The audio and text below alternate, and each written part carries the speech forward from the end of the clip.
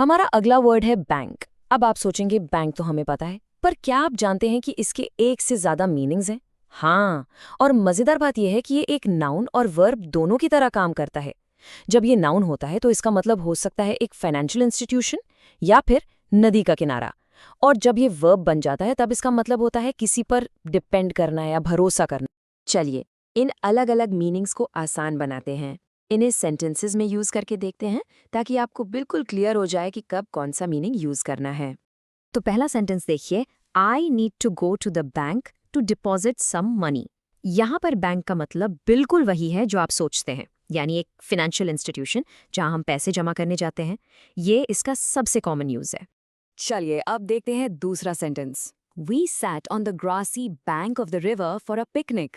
देखा, यहाँ बैंक का मतलब पैसों से बिल्कुल नहीं है। इस सेंटेंस में बैंक का मतलब है नदी का किनारा। तो कॉन्टेक्स्ट कितना इंपॉर्टेंट है, राइट? सेम वर्ड पर मीनिंग एकदम अलग। और अब आते हैं तीसरे एग्जाम्पल पर, जहां बैंक एक वर्ब है।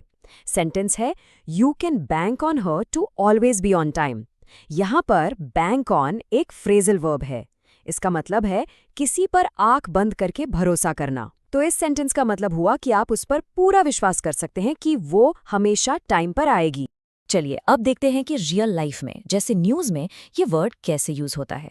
ये देखिए, द इकोनॉमिक टाइम्स की एक headline, central bank reports steady economic growth in Q4। बिल्कुल साफ है, यहाँ सेंट्रल बैंक मतलब देश का सबसे बड़ा फाइनेंशियल इंस्टीट्यूशन। तो जब आप न्यूज पढ़ेंगे या सुनेंगे, आपको ये वर्ड ऐसे ही फॉर्मल कॉन्टेक्स्ट में मिलेगा।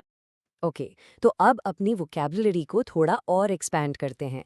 बैंक के फाइनेंशियल मीनिंग के लिए कुछ रिलेटेड वर्ड्स देखते हैं। इसके सिनोनिम्स यानी इससे मिलते जुलते शब्द हैं फाइनेंशियल इंस्टीट्यूशन, ट्रेजरी और रिजर्व। और इसके एंटोनिम्स यानी इसके ऑपोजिट वर्ड्स हैं डेट मतलब कर्ज, एक्सपेंडिचर मतलब खर्च और आउटले जिसका मतलब भी खर्च या लागत ही होता है। बस आज के लिए इतना ही। मिलते हैं नेक्स्ट वीडियो में। Happy learning.